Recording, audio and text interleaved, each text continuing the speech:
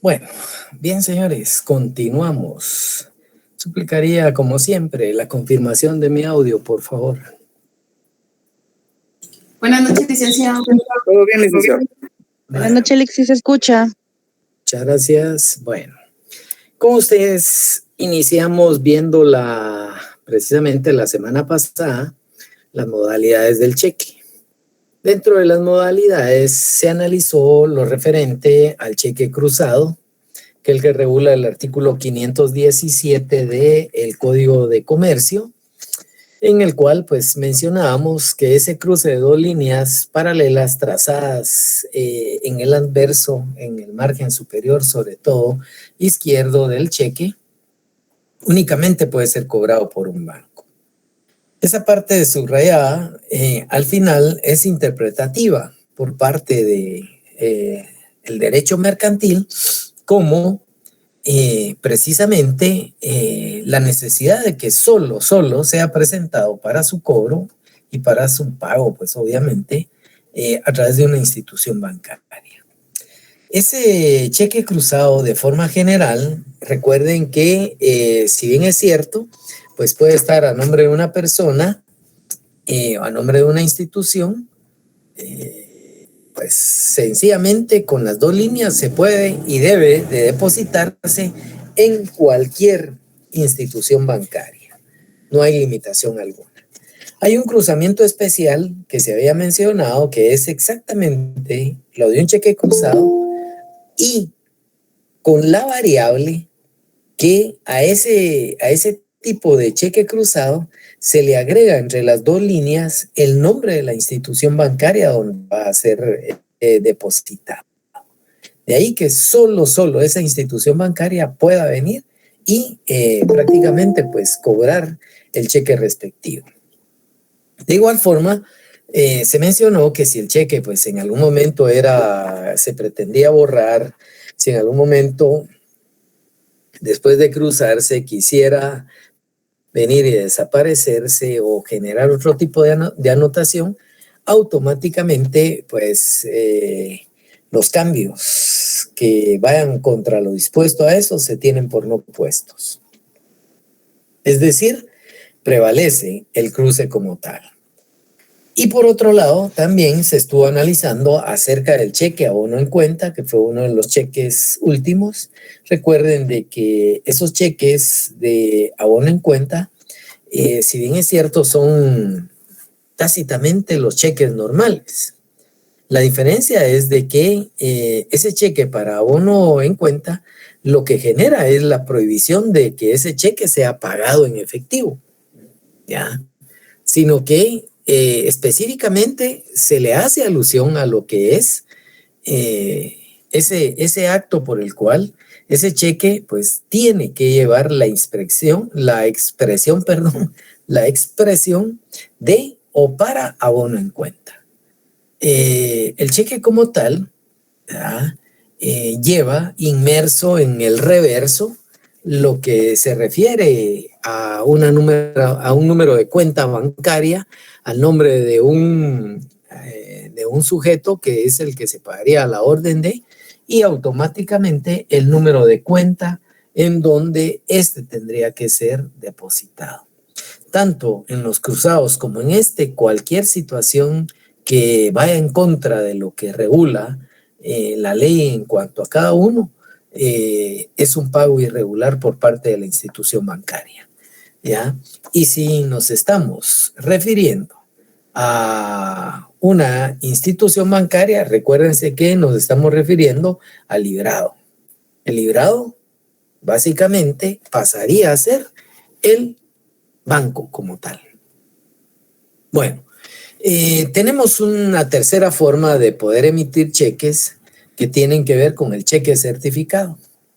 Recuerden que un cheque certificado al final es aquel por el cual pues el librador le puede pedir antes de la emisión de este cheque a que el banco, a que el librado certifique que existen fondos disponibles para que el cheque sea pagado.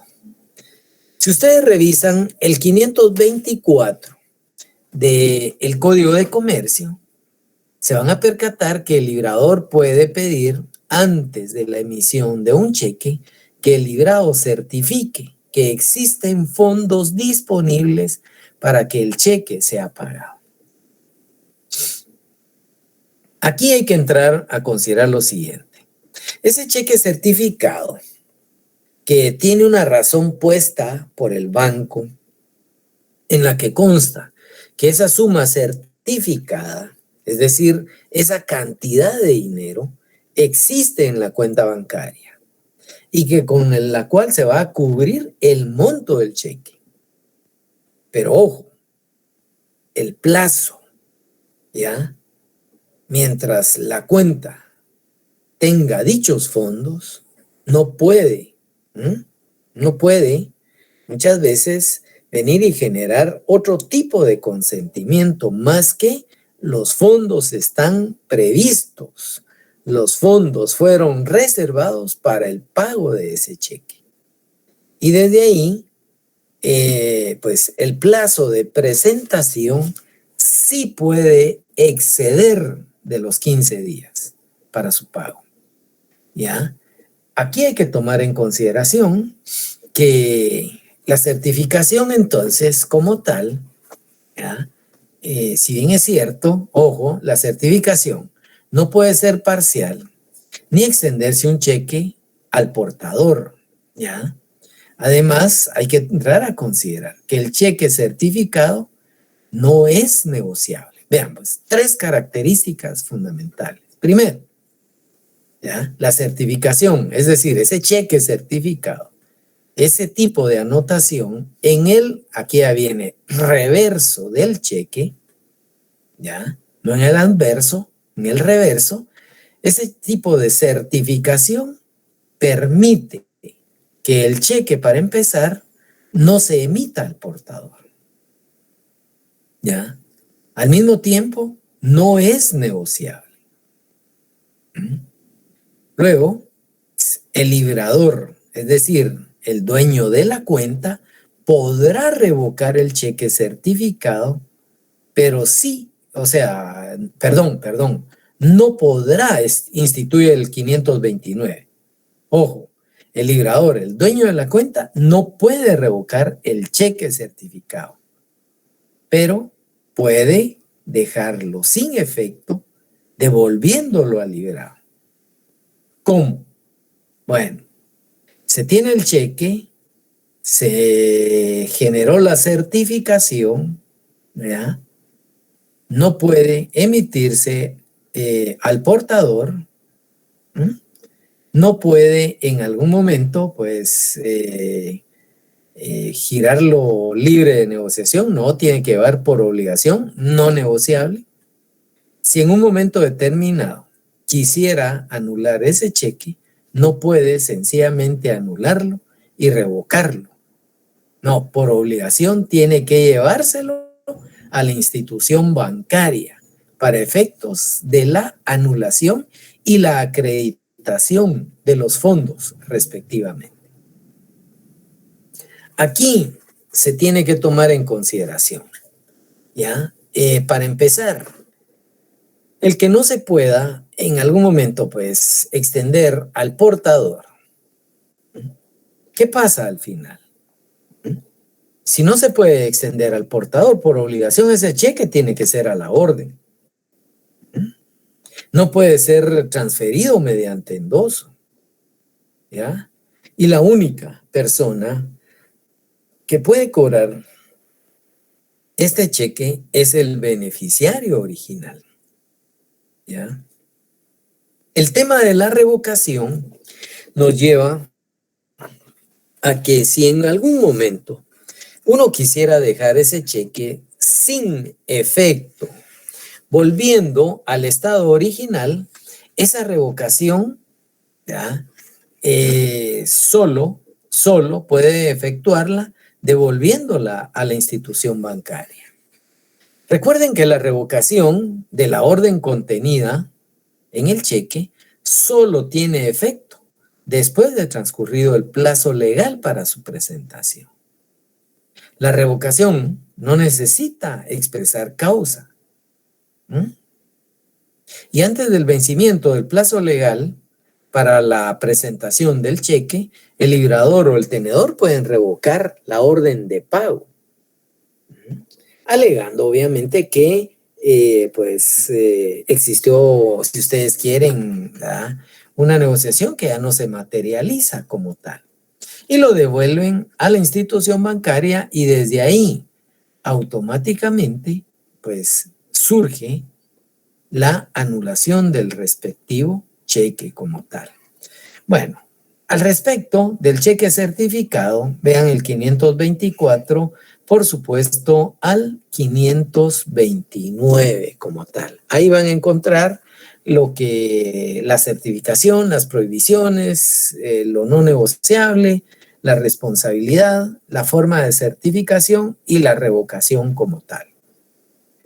Bueno, tenemos ya entonces una tercera forma de poder emitir los cheques como tal. También hay cheques con provisión garantizada. Los bancos, ¿verdad?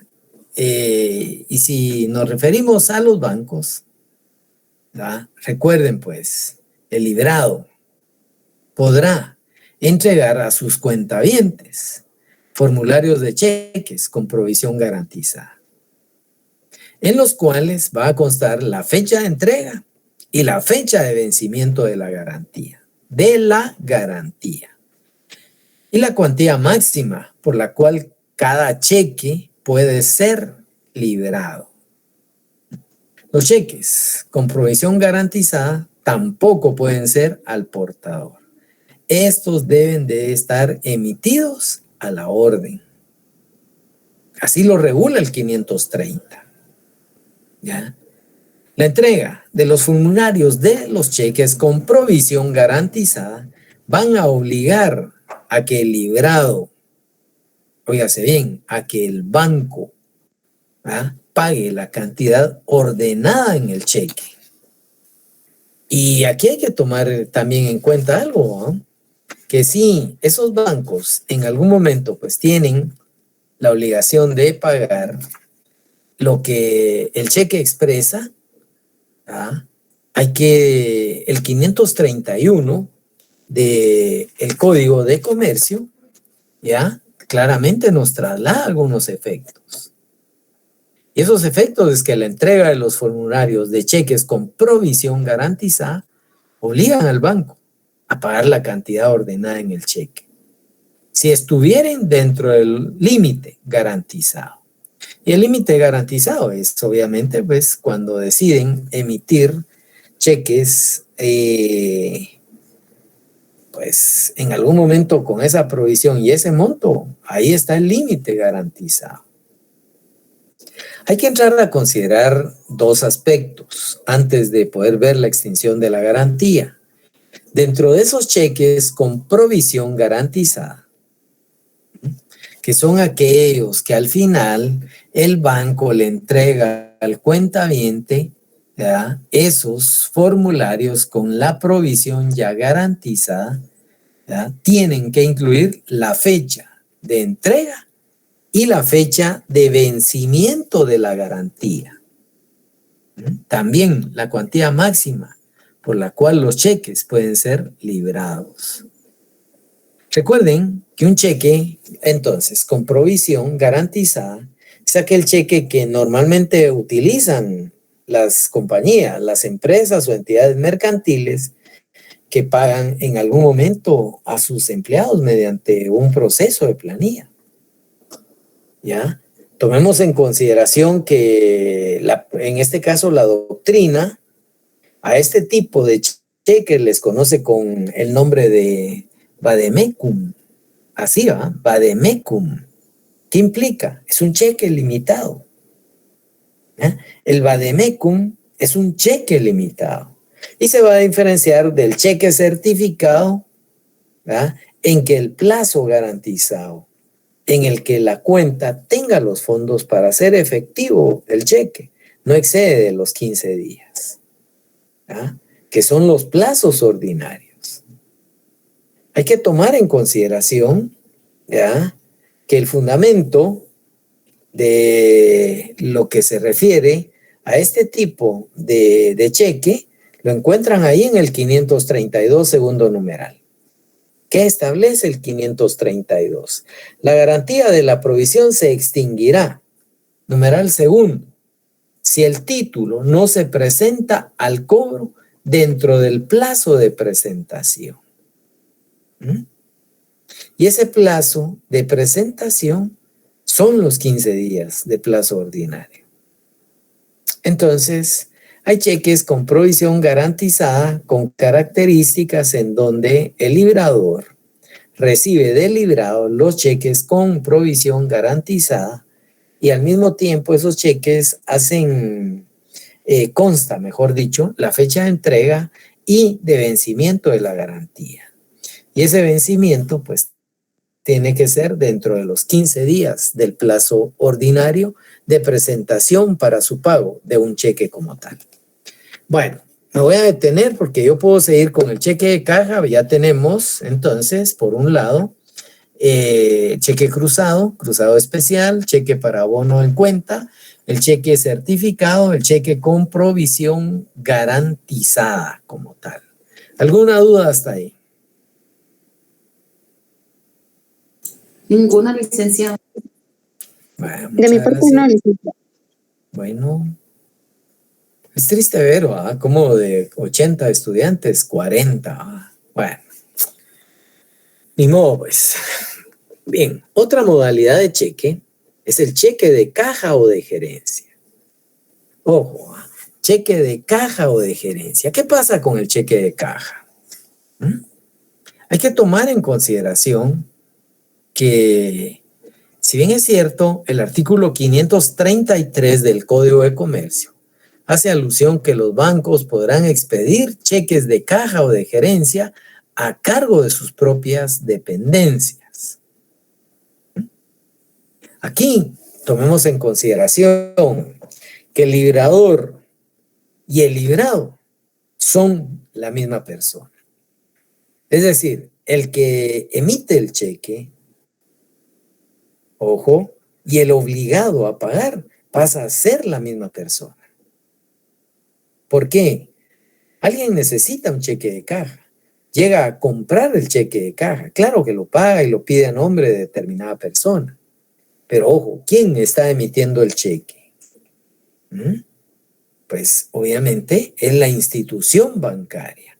Porque ese cheque de gerencia, aparte que es no negociable, aparte que tiene toda la información, es el mismo banco quien lo crea a su propia orden como tal. Y desde ahí, así como puede crearlo, el banco tiene la obligación de pagarlo. Reitero, son cheques no negociables, siempre tendrán fondos y siempre deberán de cobrarse dentro del territorio de la República, ¿ya? Es decir, tienen que cobrarse dentro de las agencias bancarias en donde se haya adquirido.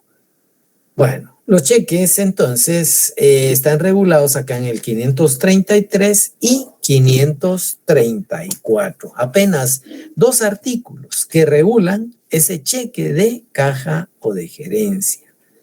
Casi siempre, en algunas ocasiones, pues alguien no quiere hacer uso del dinero en efectivo, llegar, cobrarlo, pues sencillamente compra un cheque de caja o un cheque de gerencia. Casi siempre se utilizan también para transacciones en donde hay que llevar ciertas cantidades de dinero y para no ir con ese dinero, pues se garantiza el cheque de caja o de gerencia. Bueno, hay cheques de viajero. Ojo, los cheques de viajero, estos los emiten los bancos. Es decir, tienen por obligación que ser emitidos por una institución bancaria, por el librado como tal. Bueno, el librado llega, compra, y aquí hay algo interesante. Viene el banco como tal donde se esté comprando y debe en algún momento crear ellos mismos el cheque como tal. Esa creación, ese cheque de viajero podrá ser puesto en circulación por el librador librado. ¿Quién es el librador librado? Sí y solo sí, el banco como tal. Adquiere las dos funciones dentro del elemento personal. Ese cheque de viajero va a ser expedido entonces por la institución bancaria a su propio cargo. Y estos deben de ser pagaderos en una sucursal, en una agencia o en el establecimiento principal, ¿ya? Los cheques de viajero podrán ser puestos en circulación por el librador librado, ¿ya? O por sus sucursales, agencias o aquellos corresponsales que les autoricen. Ese cheque de viajero debe tener una identificación. Para los fines de una identificación, al entregar el cheque de viajero, el librador debe de darle instrucciones al beneficiario que éste los firme en un lugar adecuado del título. Y aquella otra persona que pague o reciba el cheque deberá de verificar la autenticidad de la segunda firma del tenedor. ¿Cómo? Obviamente, pues verificando que tanto la primera firma como la segunda coincidan, ¿ya? Y tienen que ser puestas ante el librador. Tomemos en consideración que un cheque de viajero es igual que aquellos otros que tienen en algún momento, pues, los cheques de caja, ¿ya? O de gerencia. ¿Por qué va? Porque en algún momento, pues, estos se emiten, ¿ya? Para que en algún momento el beneficiario o a la orden de quien se hayan emitido, pueda cobrarlos en el extranjero, a través de sucursales, a través de establecimientos que el banco les va a indicar, que el librador librado les va a indicar, que en este caso sería el banco que los esté emitiendo. Es uno de los pocos cheques que lleva más de, bueno, puede llevar 3 firmas. La del gerente del banco, la del beneficiario, que tendría que estar en la República de Guatemala, y la tercera, que siempre será la del beneficiario, solo que al momento de que ese cheque vayan a cobrarlo, vayan a recibirlo, pues ahí es donde debe de precisamente firmarse como tal. Es una de las pocas cualidades que tienen estos cheques de viajero. El lugar siempre será entregarlo a solicitud del beneficiario. Hay listas, hay sucursales, hay agencias, hay corresponsales en donde el cheque puede ser cobrado. En caso contrario, pues siempre donde se presente debe automáticamente de identificar al famoso beneficiario del cheque, ¿ya? Por obligación debe venir, firmarlos y por supuesto, el que pague o reciba el cheque deberá de verificar esa autenticidad de la segunda firma. Por supuesto, cotejándola con la primera, la cual fue puesta ante el librador, ¿ya? Insisto, único cheque que va a llevar entonces la firma del gerente del banco, del beneficiario, al momento de recibir o crear los cheques, y una segunda firma del beneficiario al momento en que esté presentando para su cobro ese cheque, ¿ya? Como tal. Bueno, ¿qué responsabilidad vamos a encontrar en la circulación de cheques de viajero? ¿Ya? Y es de que el viajero se va a obligar como avalista del librador. Óigase bien, que el viajero se va a obligar como avalista del librador. Si el librador, entiéndase, ¿ya? Quien esté en algún momento, pues, en una postura,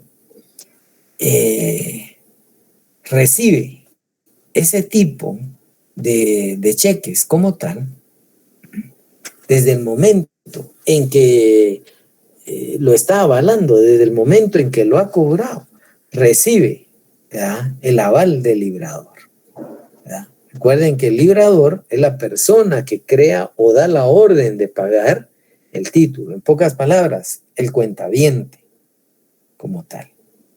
Bueno, los cheques de viajero prescriben toda acción cambiaria que el cheque en algún momento pues entre en circulación. Van a prescribir 2 años a partir de la fecha en que los cheques hayan sido emitidos.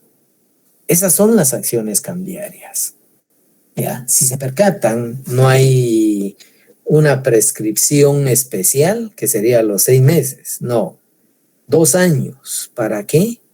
Para que a partir del momento de la presentación, 2 años, en que el cheque fue expedido, lo pueden presentar para su cobro como tal. Hay cheques con talón, ¿ya? Los cheques con talón son aquellos que llevan un codo adherido en la parte izquierda del cheque como tal, el cual pasa a ser separado del talonario donde van, ¿ya?, por el titular, ¿verdad?, que emite el cheque, o el titular de la cuenta, ¿ya? Y desde ahí, pues, ese tipo de talón puede servir para anotar algunos elementos necesarios para efectos, óigase bien, de llevar un control sobre los pagos y sobre el saldo de la cuenta. Este cheque entonces lleva un talón que al final firma pues, el usuario cuando recibe, ¿ya? O en algún momento pues el talón se desprende del mismo cheque y le queda constancia al titular para que sepan que prestó o que facilitó el dinero como tal. La doctrina también a este tipo de cheques con talón los asimila mucho a aquellos cheques voucher. Y esos cheques voucher como tal, pues en última instancia, llevan la anotación de las causas sobre las cuales el cheque pues está siendo expedido. Llevan la anotación, el motivo por el cual se emite el cheque, y a partir de ese momento, ese cheque causal que le denominan, deben de expresar no solo el motivo del cheque, sino que también sirve el voucher como constancia de pago realizado, cuando normalmente pues el endoso del documento se pudiera dar, ¿ya? Hagan de caso que el titular del cheque va, lo recibe y deja firmado de haber aceptado un pago en un cheque voucher. ¿Cuál fue la causa, el motivo para efectos de reportar el gasto como tal? Esos son cheques con recibo y cheques o cheques causales como tal. Si ustedes se percatan, los cheques con recibo, ese codo que llevan, lo regula el 542 del Código de Comercio. Pero los cheques causales los regula el 543. Y si hay una copia que permita venir y establecer cuál fue el motivo, el gasto, la firma, la aprobación de los cheques, a partir de ese momento, ¿ya?, se convierte en cheque causal, ¿ya? Ahí queda parte de la historia sobre los cuales se emiten los cheques como tal. Bueno, revisando la teoría general del cheque, entonces tomen en consideración que viene desde el artículo 494, en donde deja establecido lo que es el cheque, en el 95, los requisitos generales del cheque, el 96, no requisitos generales, no, que requisitos específicos, disculpen, requisitos específicos, ¿ya? del cheque y también los deja atados al 386, que son los requisitos generales, en el 494, que tienen que ver con la disponibilidad, 95, 95, 96 sería, perdón, 96, 97, la forma, 98, lo no negociable, 90, 499, los endosos de cheques no negociables y el efecto, el 500, cuando el cheque es pagadero al librado, el 501, vencimiento, 502, con el plazo de presentación, ordinario de presentación, 503, la presentación en cámara de compensación y también la presentación de un cheque en cámara como SUR, los efectos como tal.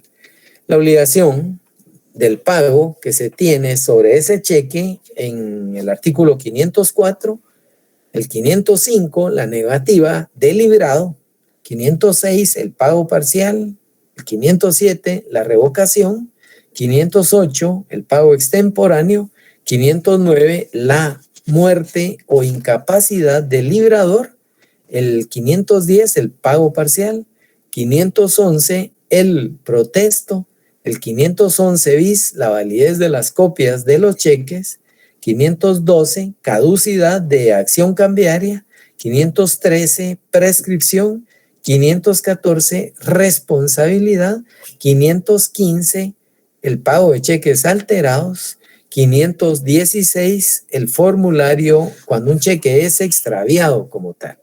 Luego vienen los cheques cruzados, luego vendrán, aparte de los cheques para abono en cuenta, el cheque certificado, que es otra de las modalidades del cheque como tal, ¿ya? El cruzado especial ya lo había mencionado, el cheque con provisión garantizada, el cheque de caja como tal o gerencia, cheque de caja o gerencia, los cheques de viajero y los cheques con talón para recibo o bien aquellos cheques causales como tal. Bueno, del 517 al 543, las modalidades de los cheques como tal. Me detengo. ¿Dudas, por favor?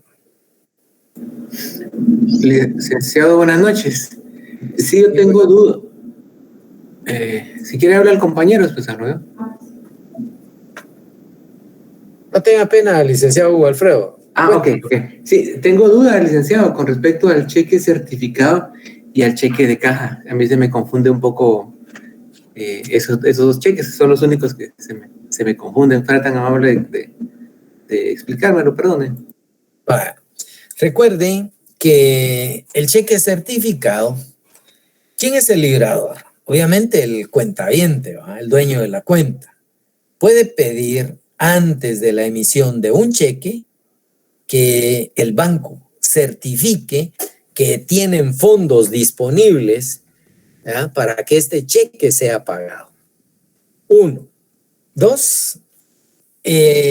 La certificación que extienda el banco, es decir, el librado o banco, no puede ser una certificación parcial, ¿ya? 1. 2. El banco no puede extender ese cheque al portador. Y 3. Ese cheque en ningún momento, ¿verdad?, puede emitirse así por así, sino que debe, por obligación, extenderse como no negociable. Bueno, ese pasa a ser el cheque certificado.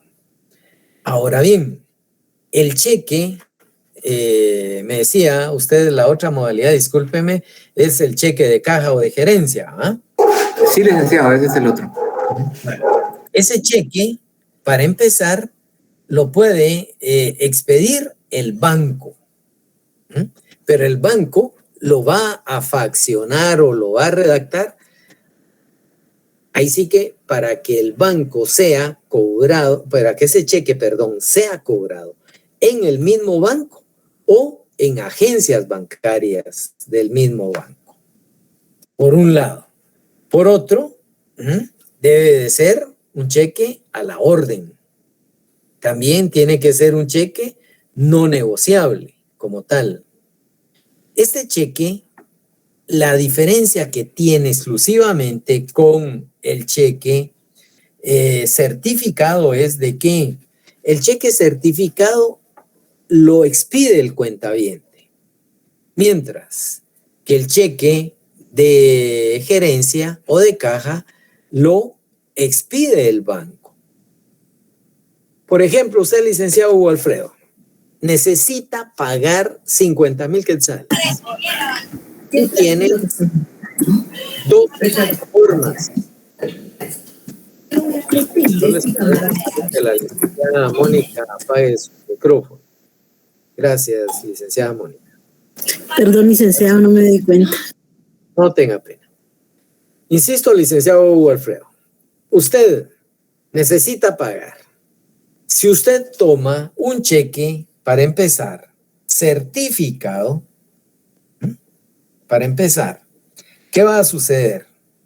Usted toma su cheque y lo lleva al banco para que el banco en su momento se lo garantice, ¿ya? Le genere esa provisión, le extienda que tiene fondos suficientes para poderlo pagar, pero es de su talonario como tal. Usted necesita un cheque de caja o de gerencia.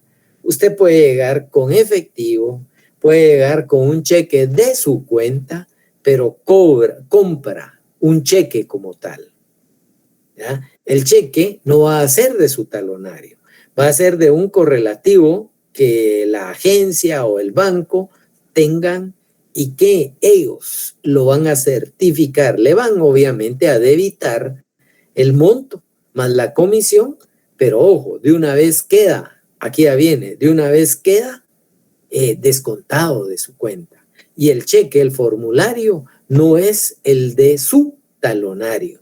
Mientras que ese cheque con provisión garantizada sí es de su talonario como tal. Y por supuesto, también los bancos vienen y certifican que tiene los fondos suficientes, ¿verdad? Por eso es que viene la certificación y pudieron haberlo debitado. Ahora bien, para finalizar, ¿qué pasa con ese cheque certificado? Usted no puede venir y anularlo, ¿ya? Y decidir sobre ese formulario de su talonario que lo anula y sigue manejando los montos. No, no, porque el banco certificó y debitó los fondos para ese cheque.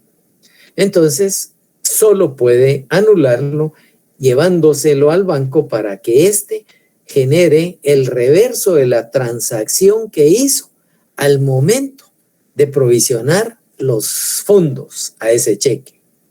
Mientras que en el cheque, ojo, de caja o de gerencia, usted puede venir y endosarlo y depositarlo a su misma cuenta como tal, en esa institución donde lo compró. No sé si le aclaro ahí, licenciado Hugo Alfredo. Sí, licenciado, muchas gracias. Clarito, clarito.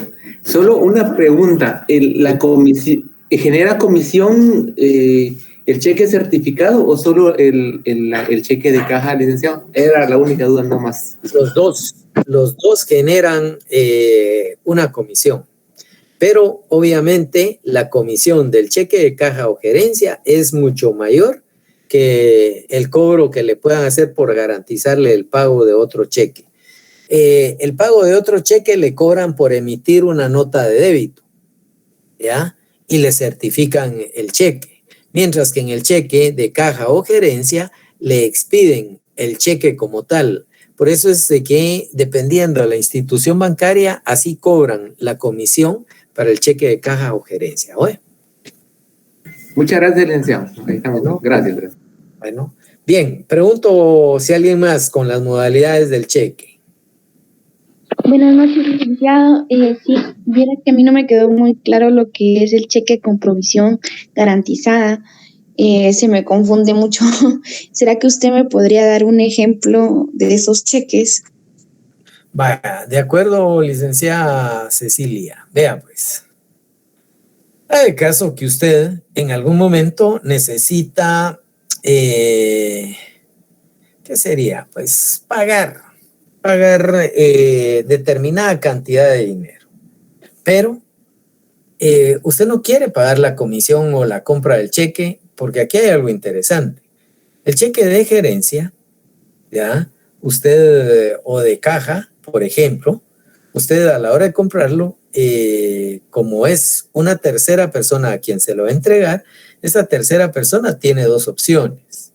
O llega y aunque se hace un poco cuesta arriba, pero lo cobra en una agencia.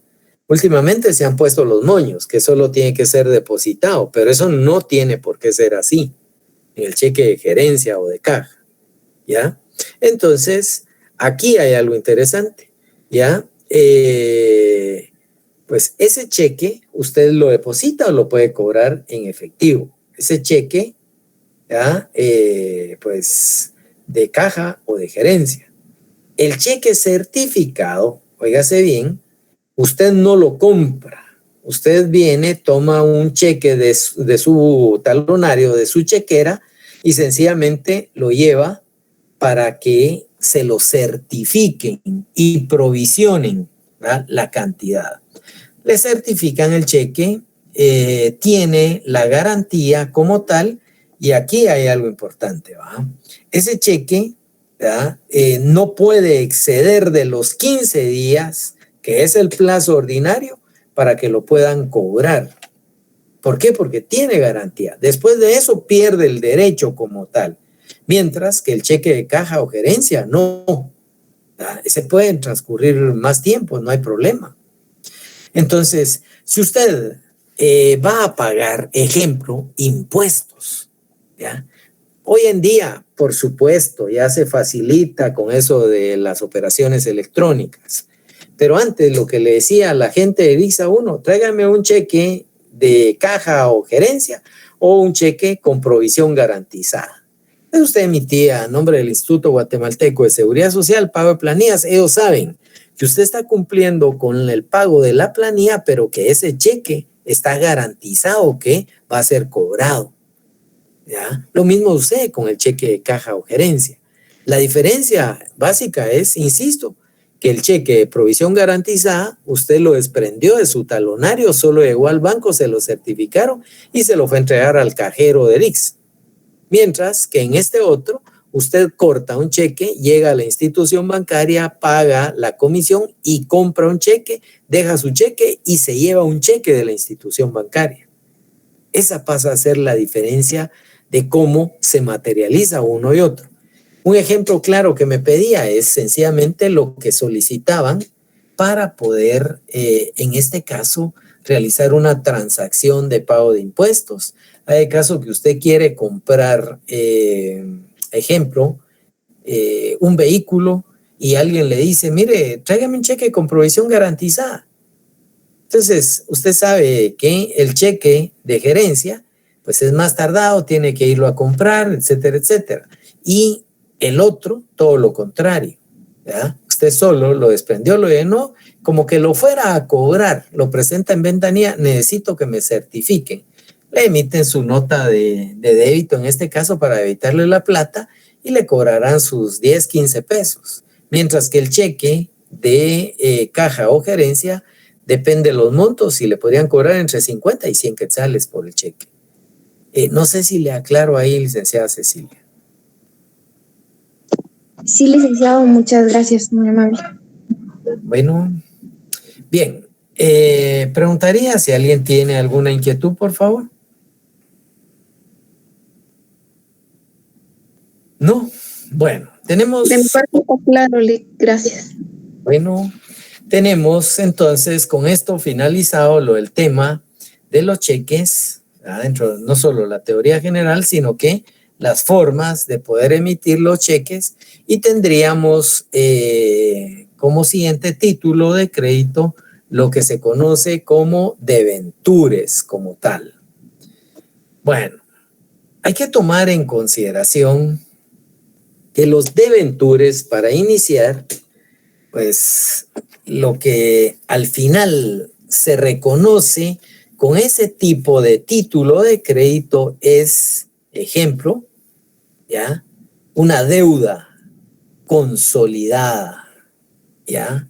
Una deuda en donde todos los accionistas se reconocen como lícitos, llanos, deudores como tal. Vamos a visualizar que los deventures como tal, en algún momento, pues están regulados desde el 544 hasta el 578 como tal. Del 544 al 578 se reconoce ese tipo de deventure. Bueno, vamos a entrarle detenidamente el próximo día de clase. Yo lo dejaría el día de hoy acá y suplicaría por favor que tomen en consideración nuevamente que mañana no hay actividades y que el día jueves dependerá del resultado de mañana. Ya lo decía, casi me atrevo a vaticinar que por la cantidad de candidatos a rector, obviamente nos vamos a segunda vuelta. Por lo tanto, no habría actividad el día jueves potencialmente. Ahora, si mañana se resolviera y de una vez hay rector que sea nombrado como ganador, automáticamente todo normal el día jueves. Espero que quede claro eso y desde ya les deseo muy buena noche. Feliz noche, Lic. Gracias. Feliz noche, licenciado. Feliz noche, licenciado. Feliz noche, licenciado. Gracias.